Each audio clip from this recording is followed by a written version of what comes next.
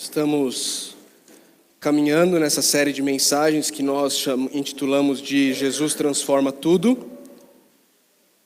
E hoje nós estamos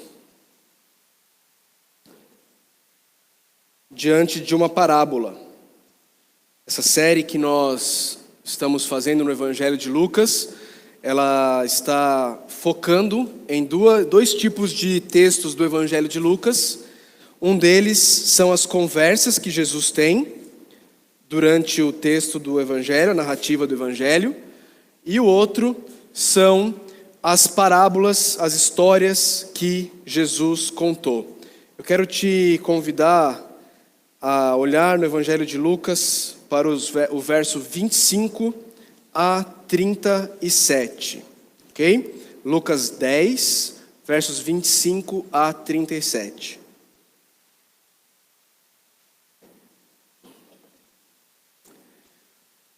Certa ocasião, um perito na lei levantou-se para pôr Jesus à prova. E lhe perguntou: Mestre, o que preciso fazer para herdar a vida eterna? O que está escrito na lei? Respondeu Jesus. Como você a lê? Ele respondeu: Ame o Senhor, o seu Deus, de todo o seu coração, de toda a sua alma e de todas as suas forças, de todo o seu entendimento. E ame o seu próximo, como a si mesmo. Disse Jesus: Você respondeu corretamente. Faça isso e viverá. Mas ele, querendo justificar-se, perguntou a Jesus: E quem é o meu próximo? Em resposta, disse Jesus: Um homem descia de Jerusalém para Jericó, quando caiu nas mãos de assaltantes. Estes lhe tiraram as roupas, espancaram-no e se foram, deixando-o quase morto. Aconteceu estar descendo pela mesma estrada um sacerdote. Quando viu o homem, passou pelo e assim também um levita. Quando chegou ao lugar e o viu, passou pelo outro lado. Mas um samaritano, estando de viagem,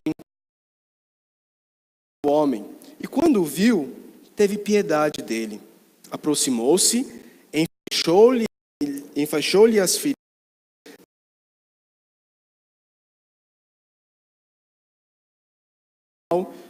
levou-o para o hospedeiro e lhe disse: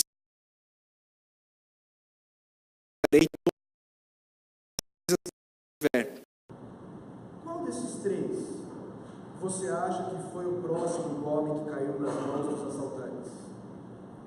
Aquele que teve misericórdia dele, respondeu o perito na lei.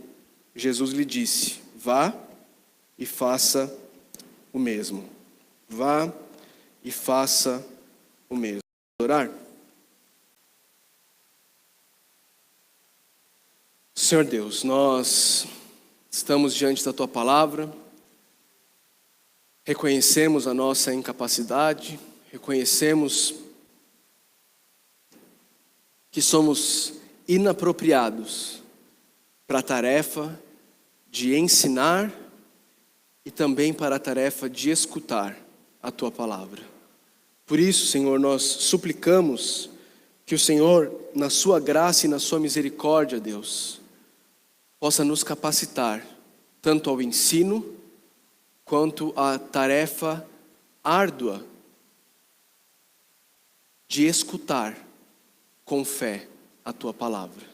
Nos ajuda, Senhor. Nós precisamos de Ti. Nós queremos ser transformados. Nós não queremos de maneira alguma viver uma religiosidade oca, fria, vazia. Nós não queremos ser religiosos. Nós queremos ter um relacionamento profundo, íntimo e pessoal com o Senhor, Deus. Nos ajuda. Só o Senhor pode fazer isso. Só o Senhor pode aprofundar o nosso relacionamento.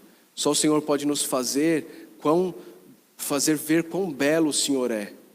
Quão digno das nossas afeições o Senhor é. Por isso nós pedimos que o Senhor nos capacite. Nós oramos em nome do Teu Filho, nosso Senhor, o nosso Salvador, Jesus Cristo. Amém.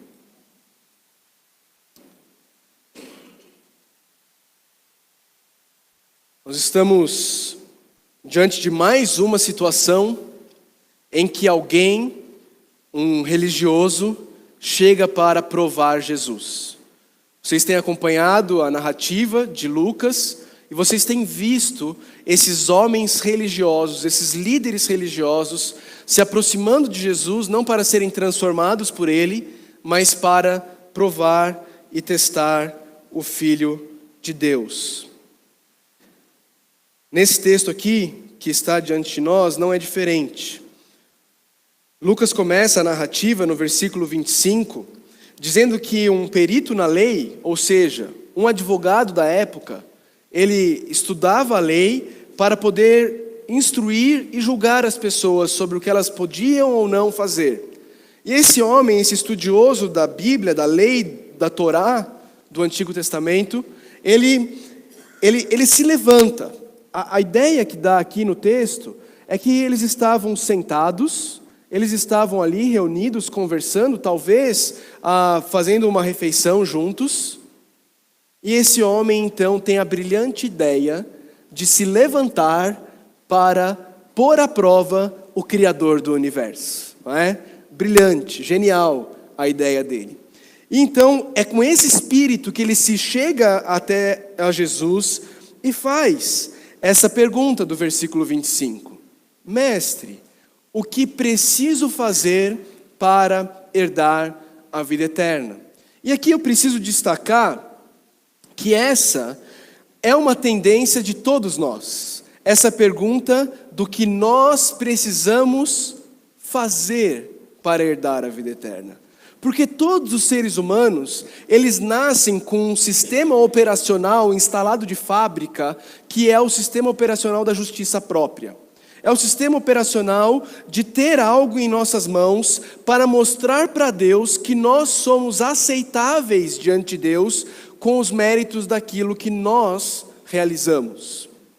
Então esse perito na lei, ele está nada mais nada menos refletindo a minha e a sua tendência de achar que nós podemos comprar, de achar que nós podemos conquistar o favor de Deus através das nossas ações, através daquilo que nós fazemos.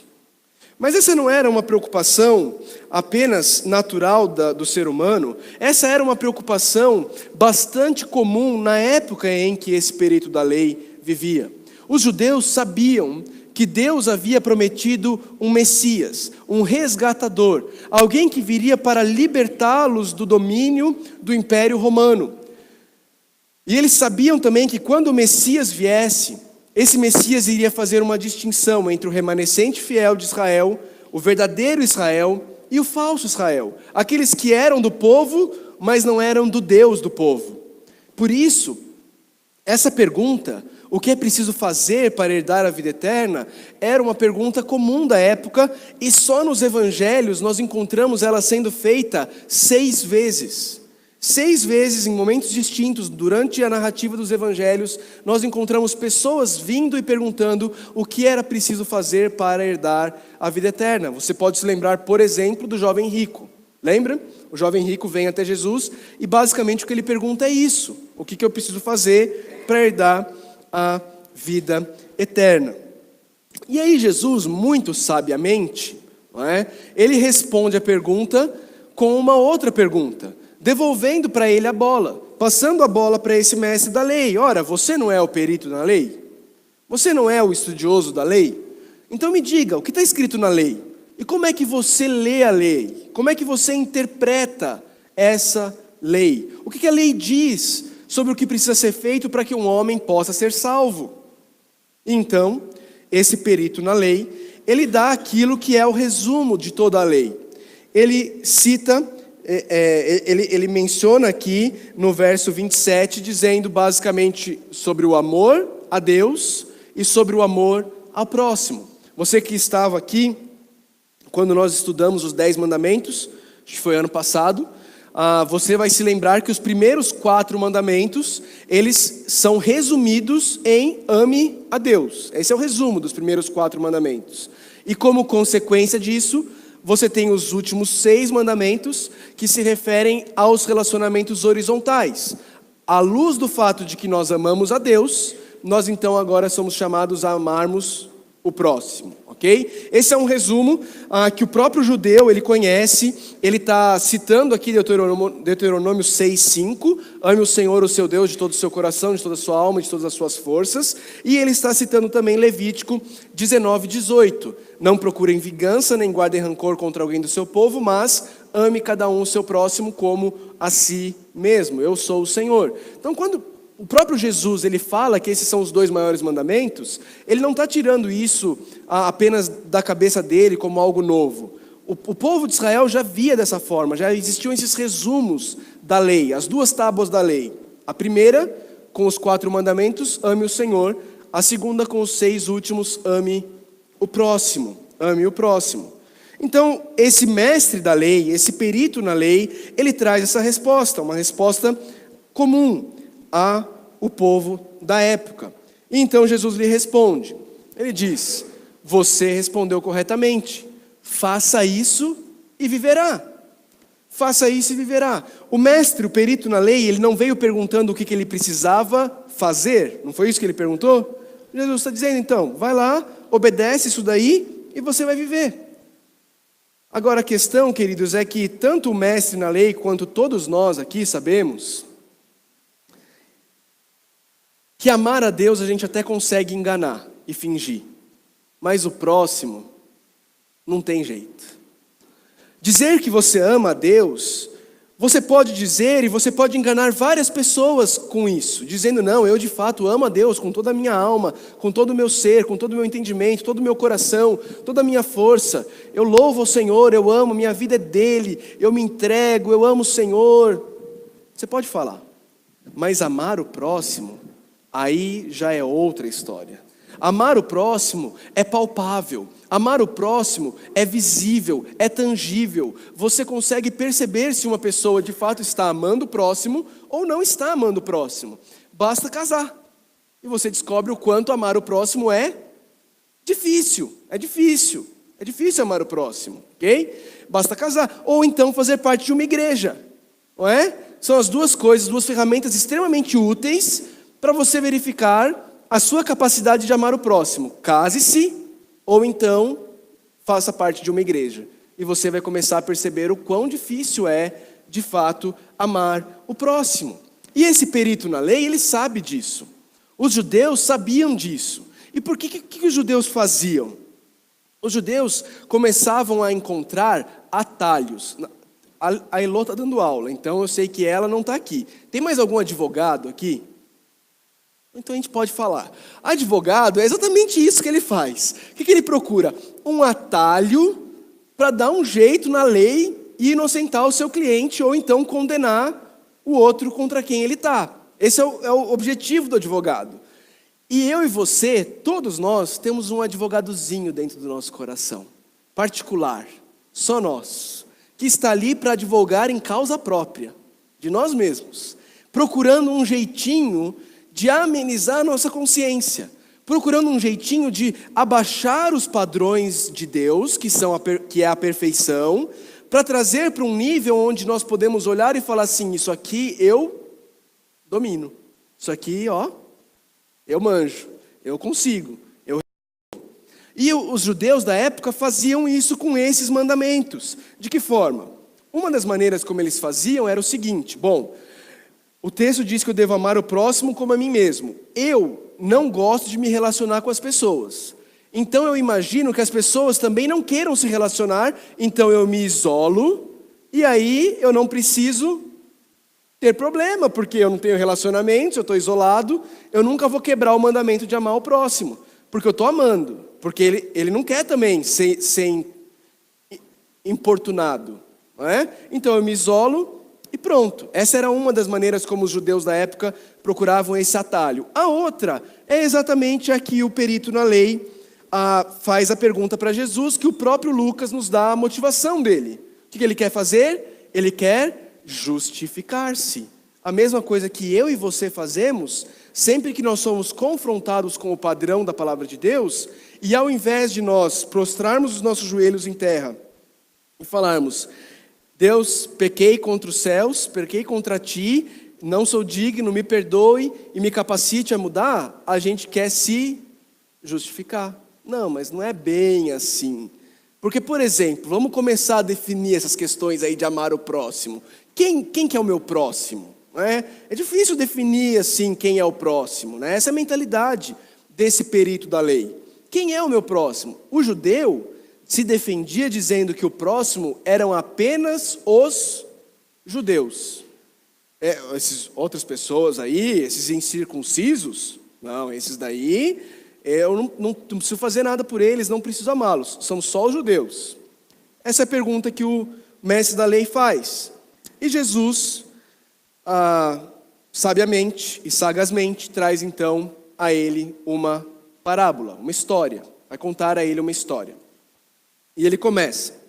Ele diz assim: em resposta, disse Jesus, um homem descia de Jerusalém para Jericó. E aqui tem algo que a gente precisa entender. O que significa isso? A gente precisa entender um pouco da geografia ali de Israel para entender o que está se passando. Talvez você não conheça, não saiba do que eu vou falar, mas você vai ter a oportunidade de conhecer ao sair da igreja. Se você sair daqui da igreja, descendo a rua aqui e chegar na avenida, você vai ver que quase em frente com essa rua aqui, depois da avenida tem uma viela. Ok? Tem uma viela ali. Já reparou isso? Ali do lado da casa de carnes, tem uma vielinha, vai para a casa da irmã Helena ali.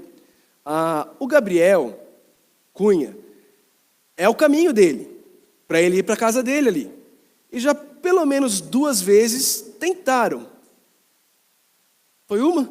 Uma vez, eu achei que tivessem sido 2. Tentaram roubá-lo ali. É uma vielinha escura, não tem iluminação.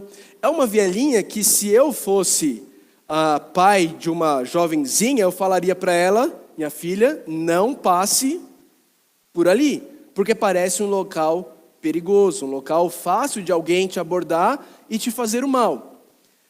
Era essa a situação e a circunstância dessa estrada que descia de Jerusalém para Jericó. Era uma estrada perigosa, conhecida porque ela tinha muitas cavernas. Como o texto diz, era uma descida. Você descia bastante na altitude, era uma montanha que você descia, e nessas cavernas que haviam pelo caminho, muitos assaltantes se escondiam ali.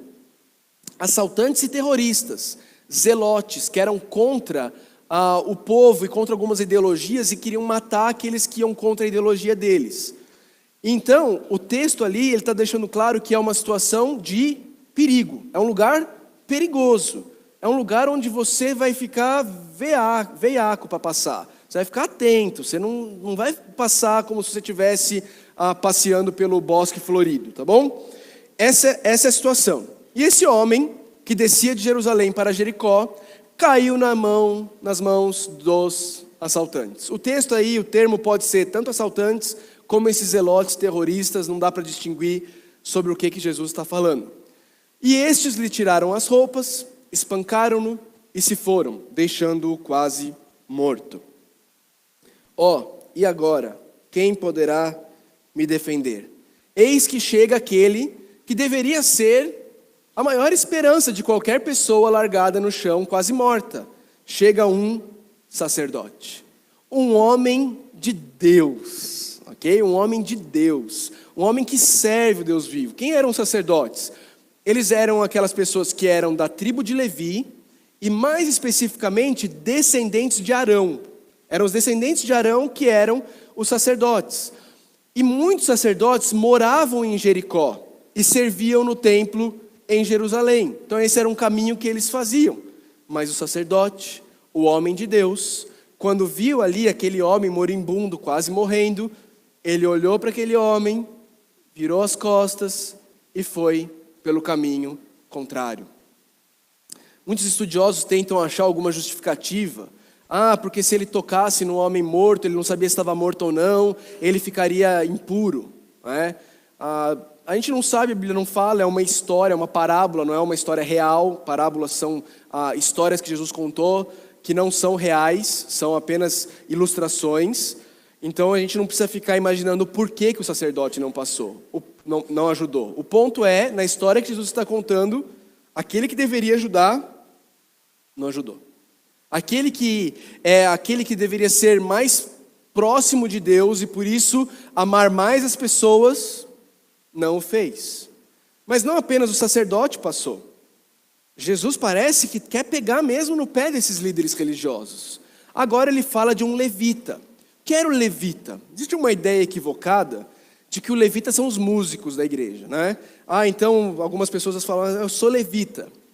O levita eram as pessoas que eram nascidas na tribo de Levi e que não eram descendentes de Arão. Por isso elas não eram sacerdotes, elas eram levitas.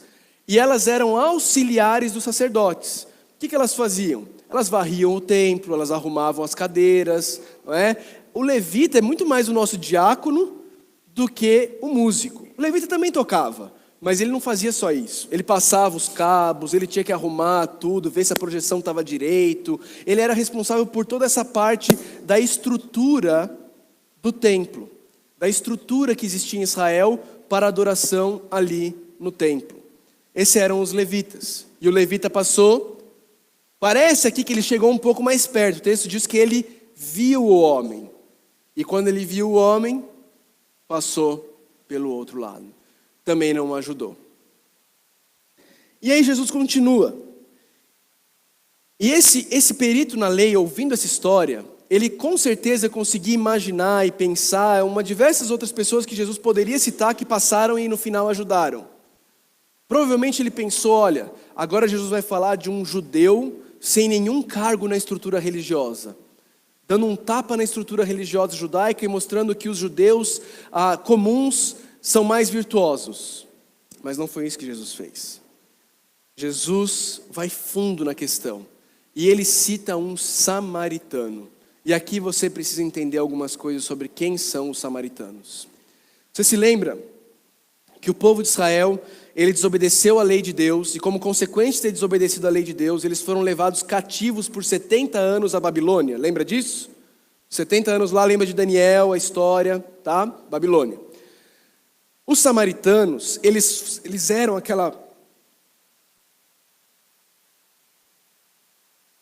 eles formaram um povo que eram as pessoas de Israel que se misturaram com os babilônios. Ou seja, eles se casaram com os babilônios. E agora eles formaram um povo misturado. O povo judeu olhava para eles como impuros. Eles são impuros, eles se casaram com outros povos, eles tornaram a raça impura. Portanto, nós judeus, nós não temos nada com os samaritanos, nós nem comemos com eles. Na verdade, comer com o samaritano era considerado tão impuro quanto comer carne de porco para um judeu do primeiro século, ok? Então eles não se misturavam com essas pessoas.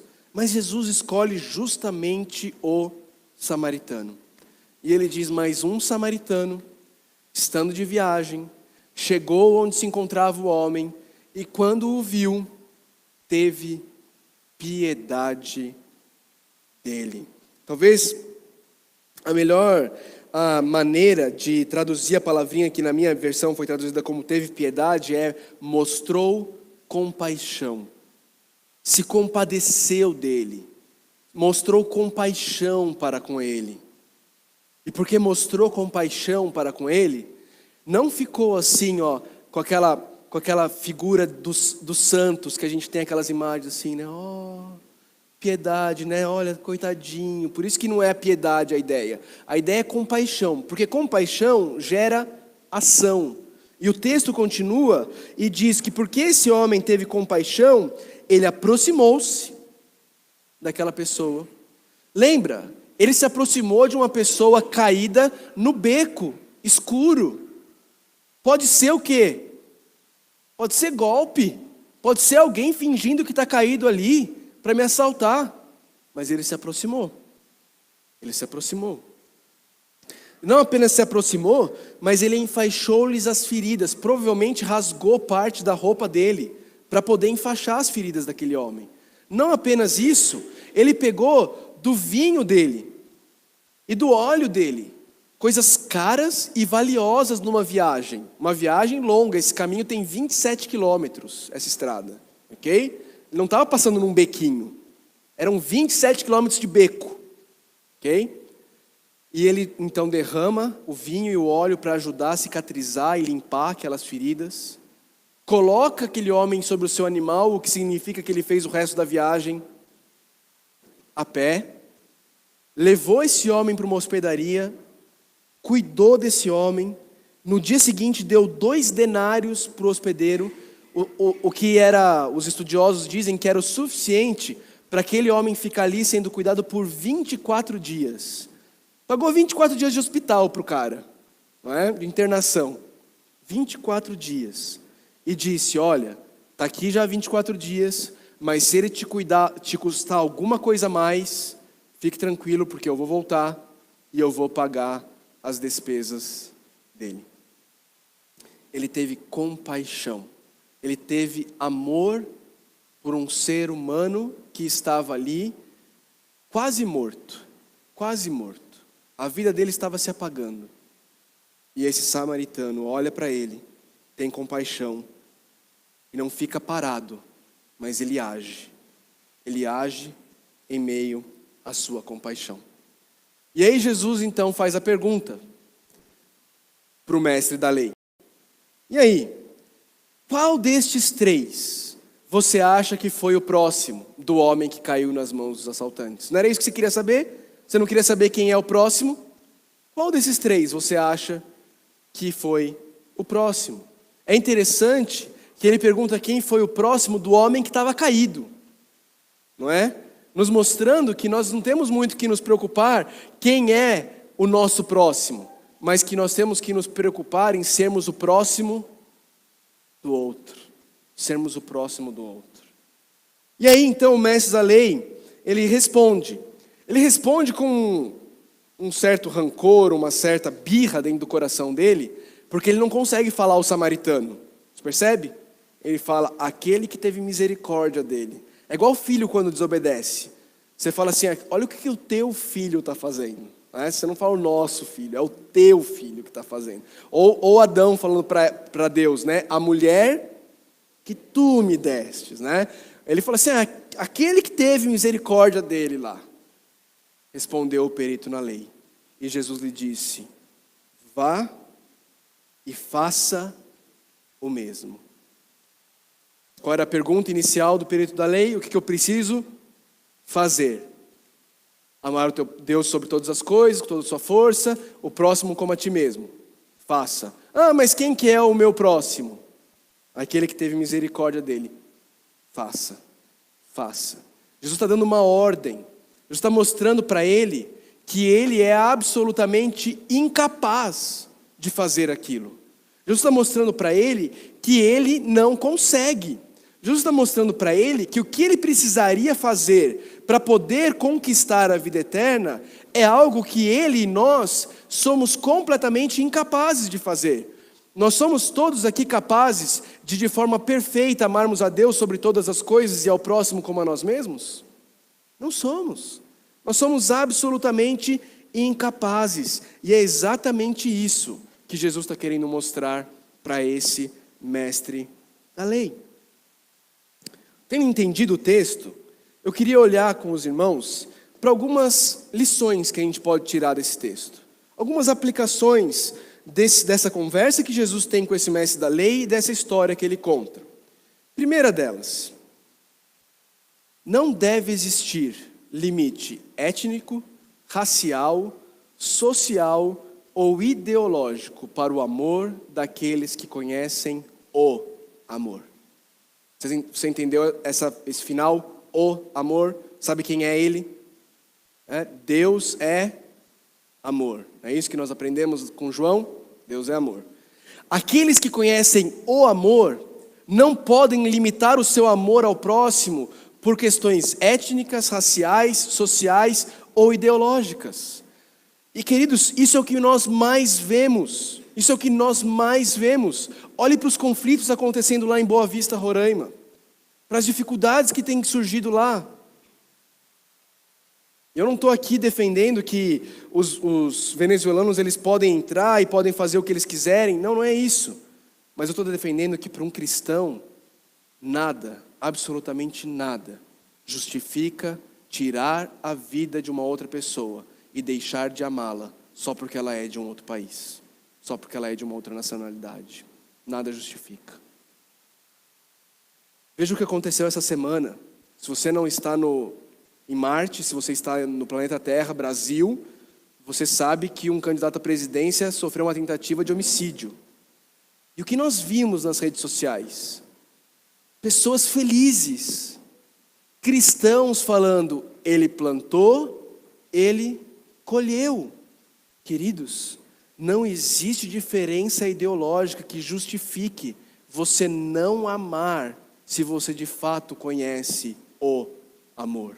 Não existe, não tem como. Não pode existir. Se você de fato conhece o amor, qualquer diferença étnica, social, racial, ideológica precisa cair por terra. E você precisa amar. Você precisa amar. Segunda coisa. Aqueles que conhecem o amor não estão em busca, está errado ali, não estão em busca de saber qual o mínimo de obediência exigida. Porque era isso que o perito da lei estava querendo. Era exatamente isso que o perito da lei estava querendo. Ele estava querendo saber qual era o mínimo necessário. Até onde, pastor, eu posso ir que não é pecado? Até onde dá para eu ir? A gente é mestre nisso, em saber qual que é o mínimo exigido para você ainda estar dentro ali de um limite aceitável. Aqueles que conhecem o amor, eles não estão em busca de saber qual o mínimo de obediência exigida. O perito na lei pergunta quem é meu próximo, qual é o limite, qual é o mínimo, e Jesus responde: você tem que se entregar por inteiro. Você tem que amar um samaritano. Você tem que ser compassivo com ele. Você tem que cuidar dele. Não tem mínimo. É tudo. Você tem que se entregar por inteiro. O cristianismo não é um relacionamento de mínimos. A lei determina mínimos. A graça não. A graça chama para uma entrega completa. Para uma entrega inteira. Uma entrega sem fronteiras e sem barreiras. Terceiro. O amor é característica marcante daqueles que conhecem o amor. O amor é característica marcante daqueles que conhecem o amor. Se você conhece o amor, você vai ser conhecido por amar. Porque é isso que acontece com quem é preenchido pelo amor de Deus. O amor de Deus, ele preenche de tal forma que ele transborda daqueles que o conhecem. E aqueles que o conhecem experimentam esse amor de forma tão linda, tão maravilhosa, que eles querem reproduzir o que eles receberam de Deus com aqueles com quem eles convivem. Agora, de novo, eu volto a afirmar, isso não é fácil. Mas, queridos, se você de fato conhece o amor, não tem como você viver num relacionamento quebrado, com ódio, com rancor, sem aceitar reconciliação, sem aceitar perdão, sem querer se reconciliar, sem querer perdoar, porque o amor de Deus, ele não foi teórico, ele foi prático. Deus amou o mundo de tal maneira que ele deu. Jesus Cristo, ele amou a igreja, e porque ele amou a igreja, ele se entregou por ela. É prático, mas dói. É prático e custa. Se eu e você afirmamos com todas as letras, eu amo a Deus, mas eu odeio o meu irmão, o apóstolo João vai dizer que nós somos mentirosos, porque é impossível amar a Deus a quem não se vê, se você não ama o seu irmão a quem você vê. Agostinho de Hipona, na 7ª homilia dele sobre a primeira epístola de João, ele escreve o seguinte, antes de eu ler, volta, para você não ler também. Algumas vezes na minha adolescência, eu ouvi um pastor dizendo assim, você precisa amar a Deus, e se você amar a Deus, você pode viver do jeito que você quiser. E eu olhava para aquilo e falei, esse negócio aí está esquisito. Como é que é isso? Eu posso amar a Deus e viver do jeito que eu quiser. E ele falava que Agostinho tinha falado isso. E aí eu peguei um ranço de Agostinho. Falei, esse Agostinho aí, ele não deve entender das coisas. Aí o tempo passou e eu fui estudando, eu fui vendo que o tonto era eu, né? Que eu que não sabia das coisas. E que essa frase de Agostinho, ela tem um contexto. E que a gente precisa entender o contexto dela, para a gente entender e ver como ela é verdadeira. Olha só o que Agostinho fala nessa 7ª homilia dele nas epístolas, na primeira epístola de João. Ele diz assim, dá para ler? Tá? O pessoal que está mais à frente, pelo menos consegue. Veja, a nossa insistência é em que os atos dos homens só podem ser discernidos pela raiz do amor, pois muitas coisas podem ser feitas que possuem boa aparência, e ainda assim não procederem da raiz do amor, não é verdade? Não tem muita coisa que é muito bonito, nossa, olha que legal, mas você vai ver depois a motivação por trás, não era o amor, ok? E aí ele continua, e ainda, pois espinhos também têm flores, ele dá uma ilustrada aqui, pois espinhos também têm flores. Algumas ações de fato parecem duras, todavia são feitas para a disciplina no transbordar do amor. De uma vez por todas, então, um curto preceito lhes é dado. E aqui vem a frase que o pessoal às vezes tira do contexto. Ame a Deus e faça o que quiser. Quer você mantenha a paz, a mantenha pelo amor. Quer você clame, clame pelo amor. Quer você corrija, corrija pelo amor. Quer você poupe, poupe pelo amor. Deixe a raiz do amor a Deus estar profunda, pois da raiz do amor a Deus não brota nada que não seja o bem. Esse é o ponto de Agostinho. O ponto de Agostinho é que se você de fato amar a Deus, tudo que vai transbordar da sua vida vai ser o bem, vai ser bom para os outros, vai ser amor para os outros. E o ponto de Agostinho aqui, quando ele está expondo a primeira epístola de João, onde João fala que Deus é amor, e que se alguém diz que ama a Deus, mas odeia o seu irmão, é mentiroso, é exatamente esse. Que se alguém de fato ama a Deus, ela não odeia o seu irmão, ele não odeia o seu irmão. Porque o que vai transbordar dessa pessoa vai ser amor. Vai ser amor.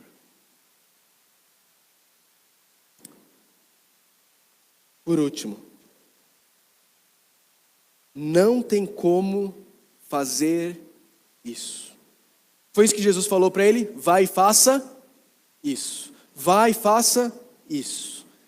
O último ponto que nós temos é: não tem como fazer isso sem conhecer Ele. E se você conhece Ele, que eu estou falando de Jesus, fazer isso será uma marca da sua vida. Meus irmãos, minhas irmãs, não tem como amar a Deus sem Jesus. Não tem como amar a Deus sem Jesus. Porque é na pessoa e na obra de Jesus que nós conhecemos a amabilidade e a beleza desse Deus que entregou o seu próprio Filho para conquistar os nossos corações com a graça revelada na encarnação, na vida perfeita em nosso lugar, na morte substitutiva em nosso lugar e na ressurreição de Jesus Cristo dentre os mortos. Só conhecendo a pessoa e a obra de Jesus, alguém pode ser capaz de vir a, de fato, amar a Deus. Sem isso, as pessoas podem amar uma visão que elas idealizaram de quem Deus é. O Deus que vai fazer para mim todas as coisas, o Deus que vai fazer com que a minha vida seja um mar de rosas, o Deus que vai fazer com que eu não tenha problemas, o Deus que vai fazer com que eu tenha sempre saúde, o Deus que vai fazer com que eu prospere. Essa é uma visão idealizada de Deus. Você pode amar esse Deus falso que você criou na sua cabeça, mas o Deus verdadeiro, eu e você só vamos ser capazes de amar com todo o nosso coração, com toda a nossa alma, com todo o nosso entendimento, sobre todas as coisas, quando nós olharmos para a cruz de Cristo e encontrarmos ali a expressão maior do amor de Deus pela minha vida e pela tua vida. Porque Ele entregou o próprio Filho dele por nós, para nos redimir da nossa maldade, para purificar para si um povo particularmente seu, dedicado à prática de boas obras. É esse Deus que nos ama, que nos capacita a amar o próximo como a nós mesmos. E é só quando a gente conhece esse amor desse Deus que nós somos capazes a, de fato, amarmos o próximo como a nós mesmos. E assim, o que nos salva? O que nos salva não é o amarmos o próximo como a nós mesmos. O que nos salva é o amor de Deus que foi derramado em nosso coração sem que nós merecêssemos e que nos capacitou a amá-lo de volta e a amarmos o próximo, mesmo quando ele nos fere, mesmo quando é difícil, mesmo no casamento e mesmo numa igreja local. Somente pela graça e pelo amor de Deus. Que Ele possa nos capacitar a vivermos isso. Vamos orar. Senhor Deus, nós queremos colocar diante do Senhor as nossas vidas, suplicando ao Senhor que o Senhor nos capacite a adorarmos ao Senhor com todo o nosso ser. Pai, a Tua palavra nos diz que Jesus Cristo, Ele foi humilhado, desprezado. Isaías nos diz que Ele foi encontrado como um homem de dores. Ele nos ensina que pelas pisaduras dele nós fomos sarados. Senhor, nos ajuda a mantermos os nossos olhos fixos em Jesus Cristo, o autor e consumador da nossa fé. Para que estupefatos, maravilhados pelo amor de Deus revelado na cruz, nós sejamos finalmente capacitados a negarmos a nós mesmos e amarmos o próximo como a nós mesmos. Precisamos do Senhor, Deus. Pedimos que o Senhor se revele a nós cada vez mais, com a Tua graça e com o Teu amor. Em nome de Jesus que nós oramos. Amém. Nós vamos celebrar a ceia do Senhor.